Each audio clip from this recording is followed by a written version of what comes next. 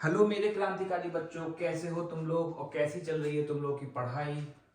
आज हम लोग जो लेकर आए हैं 10th क्लास का टॉपिक है, बहुत ही इम्पोर्टेंट है और बहुत ज़्यादा मुश्किल भी लगता है बच्चों को। लेकिन क्यों लगता है मेरे समझ में नहीं आता, क्योंकि ये काफ़ी आसान है। आज हम लोग पहला लेक्चर स्टार्ट कर रहे हैं, इसको हम लोग 3 लेक्चर में कंप्लीट करेंगे। आज अगर चीज़ें तुम लोगों को समझ में आती हैं तो तुम लोगों के लिए ये चैप्टर बहुत ईजी हो जाएगा। तो कॉपी और पेन निकाल लो और शुरू करते हैं। Carbon and its compound.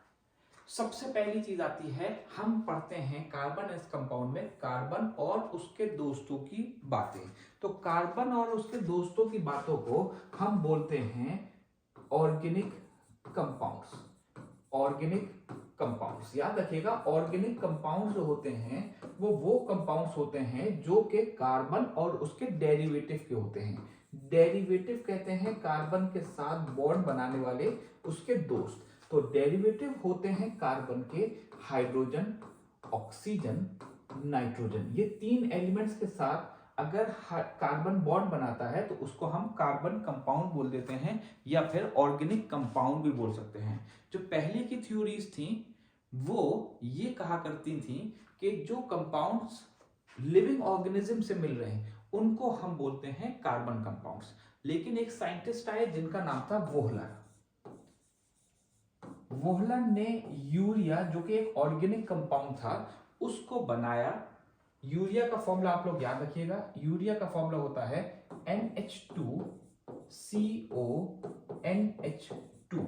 ठीक, यूरिया बनाया वोहलर ने आर्टिफिशियली। तो यहां से जो थ्योरी थी जो कि कहती थी कि फॉसिल फ्यूल से मतलब जानदार चीजों से मिलकर बनता है, यहां इन्होंने एक बेजान चीज से, एसिड केमिकल से एक ऑर्गेनिक कंपाउंड बना दिया जिसका नाम था यूरिया।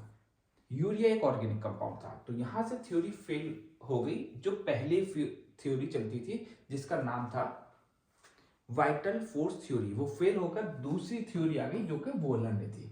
अब कार्बन को अगर हम देखते हैं तो कार्बन होता है टेट्रावैलेंट और इसका एटॉमिक नंबर होता है 6। टेट्रावैलेंट कहते हैं कि इसके पास 4 बॉन्ड बनाने की क्षमता होती है। तो याद रखिएगा, कार्बन जो होता है वो 4 तरफ से बॉन्ड बना सकता है, इसी वजह से इसको टेट्रावैलेंट बोलते हैं।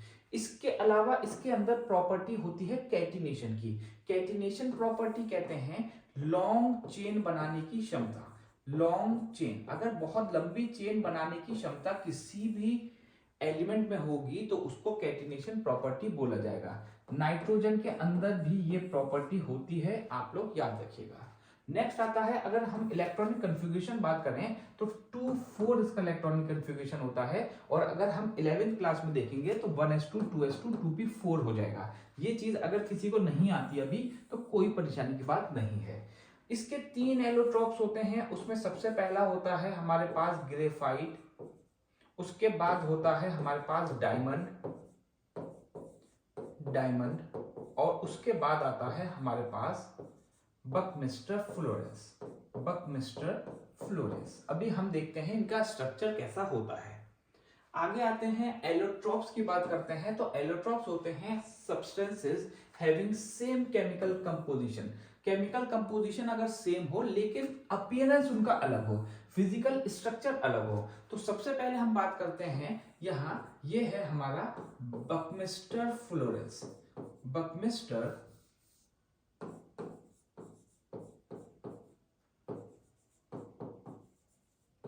फ्लोरेंस, इसका जो स्ट्रक्चर होता है उसको फुटबॉल स्ट्रक्चर बोलते हैं और इसमें कम से कम कार्बन हमारे 60 रहते हैं। जो कार्बन रहते हैं, कार्बन वो 60 रहते हैं और ये फुटबॉल स्ट्रक्चर इसका रहता है। दूसरा हमारे पास एलोट्रोप आता है जो होता है ग्रेफाइट। आप लोगों ने ग्रेफाइट देखा होगा, लेकिन इसका स्ट्रक्चर जो होता है वो 2 डायमेंशनल होता है ज्यादातर। लेकिन डायमंड में जो स्ट्रक्चर होता है वो 3 डायमेंशनल होता है और इनको बोलते हैं जायंट मॉलिक्यूल्स। जायंट मॉलिक्यूल्स बोला जाता है इनको, क्योंकि ये बहुत लंबे लंबे होते हैं, बड़े बड़े मॉलिक्यूल्स होते हैं। ठीक, यहाँ ये छोटा मॉलिक्यूल बनता है। तो याद रखिएगा कि ग्रेफाइट और डायमंड में 2 डायमेंशन और 3 डायमेंशन अरेंजमेंट का फर्क होता है। ठीक, और उसमें जायंट मॉलिक्यूल्स कहते हैं, जायंट मॉलिक्यूल्स जो कि टूटते नहीं है, बहुत लंबे होते हैं, इसी वजह से इसकी हार्डनेस होती है। नेक्स्ट आता है हमारे पास हाइड्रोकार्बन। हाइड्रोकार्बन हम जानते हैं कि हाइड्रोजन और कार्बन के कंपाउंड्स होते हैं।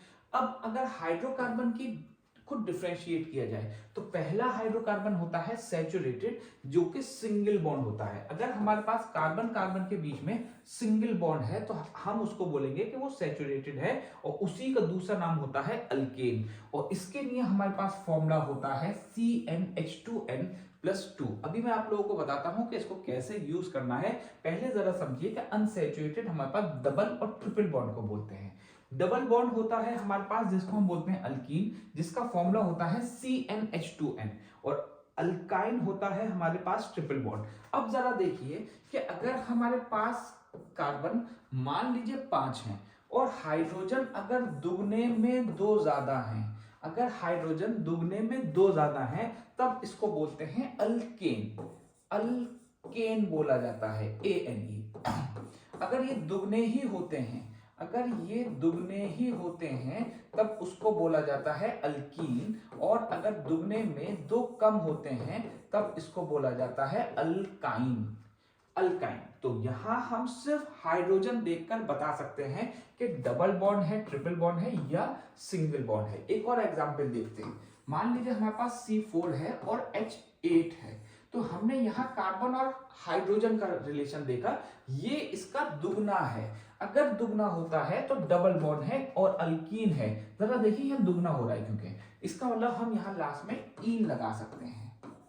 इसी तरह से अगर हमारे पास C3H8 होता तो इन दोनों में रिलेशन ये इसके दुगने में 2 ज्यादा है, तो हम यहाँ एन लगाएंगे। ठीक है, आगे बढ़ते हैं। अब हमारे पास अगर कार्बन 1 है तो हम उसके लिए मीथ यूज करते हैं, इसी तरह से ईथ और ये सब वर्ड्स। अब जरा देखिए हमें नेमिंग करनी है। यहाँ 3 है और ये है इसके दुगने में 2 ज्यादा। दुगने में 2 ज्यादा इसका मतलब एन आएगा। पहले मैंने एन लगा दिया। यहां भी दुगने में 2 ज्यादा, इसका मतलब एन आएगा। यहां ये दुगने हैं, इसका मतलब ईन आएगा। दुगने अगर होते हैं तो ईन आता है, डबल बॉन्ड। यहां ये इसके दुगने में 2 कम है, इसका मतलब आइन आएगा। यहां ये इसके दुगने में 2 ज्यादा हैं, इसका मतलब एन आएगा। अब हम ये देखते हैं कि हमारे पास दूसरा जो कंपाउंड है वो क्या है। अब जरा देखिए, कार्बन 3 है तो 3 कार्बन के लिए हम प्रोप यूज करते हैं, तो इसके आगे लगा दिया प्रोप और नाम हो गया प्रोपेन। बिल्कुल सेम तरीके से यहां लगाया हमने 5 कार्बन, तो ये हो गया हमारे पास पेंटेन। 3 कार्बन के लिए हमारे पास हुआ प्रोपीन। इसी तरह से 4 कार्बन के लिए हमारे पास हुआ ब्यूटाइन। इसी तरह से 7 कार्बन के लिए हमारे पास हुआ हेप्टेन। ठीक है, यहां हेप्ट लगाना पड़ेगा, हेप्टेन। समझ में आती बात? आप लोगों को कमेंट में अभी बताना है कि इनका नाम क्या होगा। आप लोगों को जरूर बताना है कि इनका नाम क्या होगा। क्वेश्चन नंबर 1 है, 2 है, 3 है, 4 है। CW का मतलब क्लास वर्क नहीं है, कमेंट वर्क है ये आप लोगों के लिए। अब जरा देखिए फंक्शनल ग्रुप। फंक्शनल ग्रुप कैसे कैसे हैं जरा समझिए। Functional group are the group of atoms which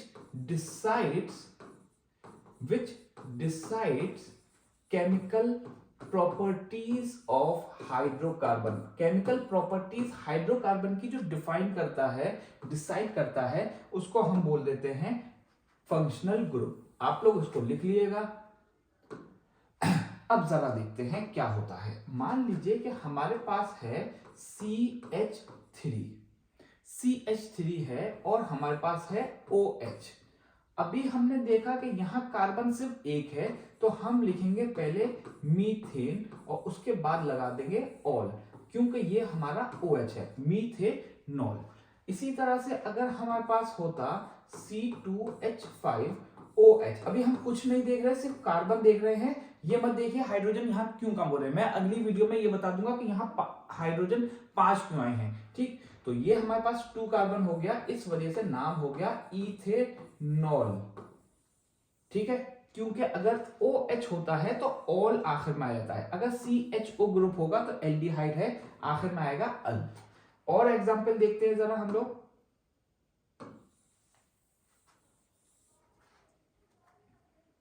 मान लीजिए हमारे पास आता CH3CHO। तो अब हम हमने देखा कि यहाँ जो फंक्शनल ग्रुप है वो CHO है। ठीक, जब CHO का स्ट्रक्चर देखते हैं तो कुछ इस तरह का स्ट्रक्चर आता है। ये सारी चीजें मैं आप लोगों को अगली वीडियो में करवाऊंगा कि कैसे स्ट्रक्चर को याद करेंगे। अभी हम लोग बेसिक समझ लेते हैं जिससे कि हमें परेशानी ना हो चैप्टर पढ़ने में। कार्बन हमारे पास है एक और एक दो, तो दो के लिए हम यूज करते हैं ईथ, और उसके बाद हम अल करेंगे तो इथेनल इसका आंसर आ गया। अगर हमसे कहा जाता है कि CH3 CH2 CHO, तो कार्बन गिनेंगे 1 2 3, 3 में लगा है हमारे पास ये। याद रखिएगा अगर हमारे पास कार्बन ये वाला है तो इसको भी कंसिडर किया जाता है। इसमें इसमें और इसमें जो कार्बन होगा वो हमारा कंसिडर किया जाएगा। कार्बोक्सिलिक एसिड का फंक्शनल ग्रुप होता है COOH। तो मीथ ईथ प्रोप, तो नाम हो गया इसका प्रोपेनल, प्रोपेनल।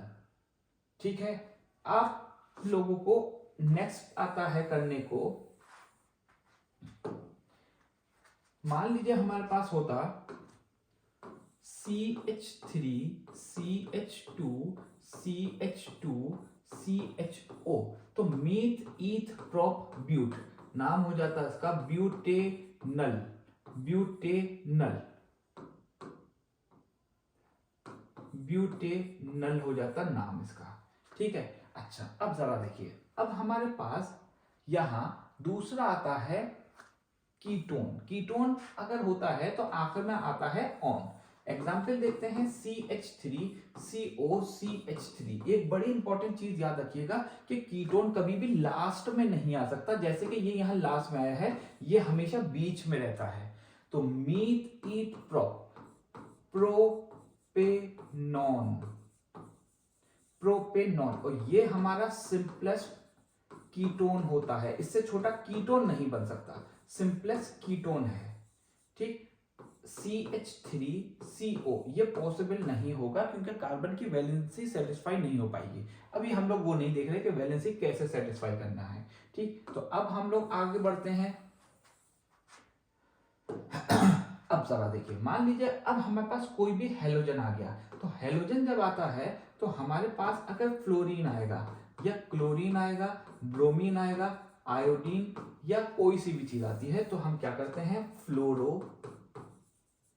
क्लोरो, ब्रोमो और आयोडो, इनमें से कोई सी भी चीज हम ले सकते हैं जब हमारे पास होगा। मान लीजिए CH3 के साथ आ गया Cl, तो यहां से इसका हो जाता है मीथेन, और ये हमारा क्लोरो है, तो नाम हो जाता है इसका क्लोरोमीथेन, क्लोरोमीथेन। अब हम नंबरिंग भी करेंगे और IUPAC नेमिंग भी करेंगे।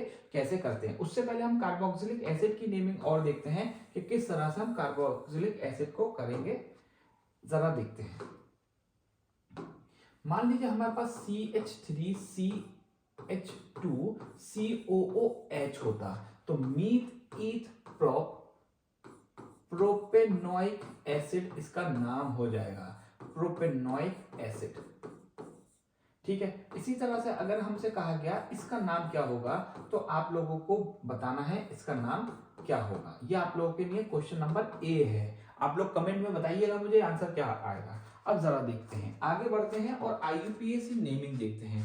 याद रखिएगा IUPAC नेमिंग बहुत ही इजी हो जाएगी अगर आप लोगों को ये चीजें याद हैं। सबसे पहले करेंगे क्या, करेंगे ये कि हम सिलेक्ट कर लेंगे लॉन्गेस्ट चेन को। लॉन्गेस्ट चेन का मतलब होता है जहां सबसे ज्यादा कार्बन आ रहे हैं स्ट्रेट चेन में। मान लीजिए हमारे पास ये हो गया, तो हम करेंगे ये कि लॉन्गेस्ट चेन को करेंगे कंसिडर, तो लॉन्गेस्ट चेन हमारी हो गई ये। अब दूसरा रूल ये कह रहा है कि जितने भी रिमेनिंग कार्बन होते हैं उनको सब्स्टिट्यूएंट ग्रुप कंसिडर कर लीजिए। तो यहां ये जो चीज होगी इसको हम अभी सब्स्टिट्यूएंट ग्रुप कंसिडर कर लेते हैं। कैसे नेमिंग करेंगे 2 मिनट में आप लोगों को समझ में आएगा, बस आप लोग देखते रहिए। उसके बाद नेम करते हैं फंक्शनल ग्रुप का, जहां से वो पहले आता है। जहां से भी पहले आएगा, मान लीजिए ये सब्स्टिट्यूएंट ग्रुप है, फंक्शनल ग्रुप नहीं लगा हुआ, यहाँ सब्स्टिट्यूएंट ग्रुप है, तो जहां से ये पहले आ रहा है हमने लिखा 1 2 3 4 5, तो लेकिन यहां से ये पहले आ रहा है तो यहां से हमें नेमिंग करनी पड़ेगी। एग्जाम्पल देखते हैं जरा जल्दी से और फिर क्वेश्चंस करते हैं अच्छे वाले जरा।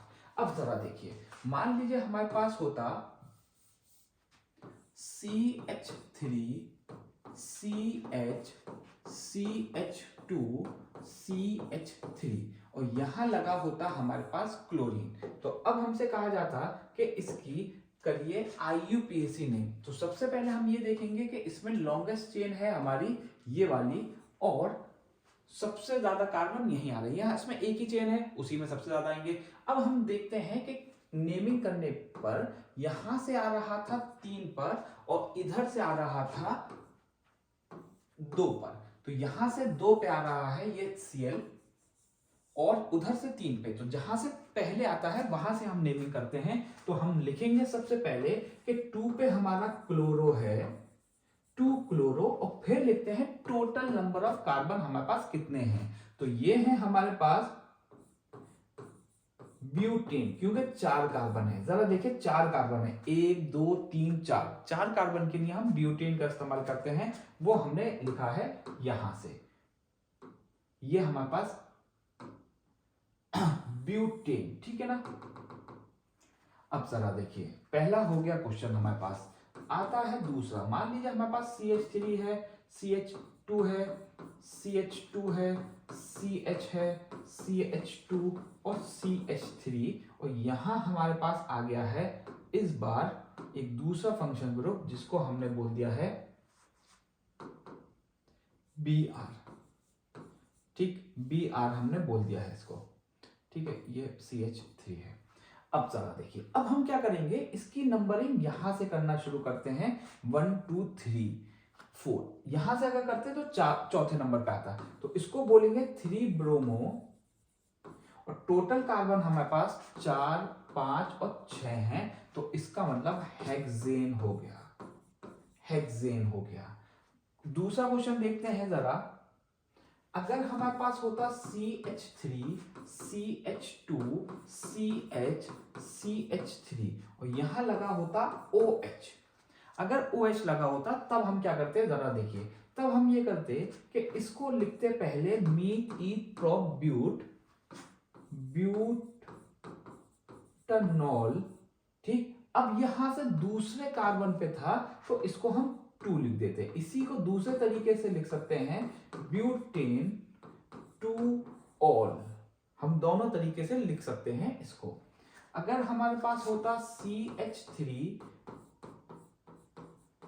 इस तरह से होता और यहां हमारे पास क्लोरो और क्लोरो लगा होता, तब हम इसको कैसे करते जरा देखिए, क्योंकि यहां क्लोरो जो लगा है वो 2 लगे हैं हमारे पास एक ही पोजीशन पे, तो हम बोलते पहले 2 2 डाई क्लोरो, क्योंकि 2 क्लोरो लगे हैं, डाई क्लोरो, और उसके बाद टोटल कार्बन है मीट ईट प्रोप, तो आंसर हो जाता प्रोपेन।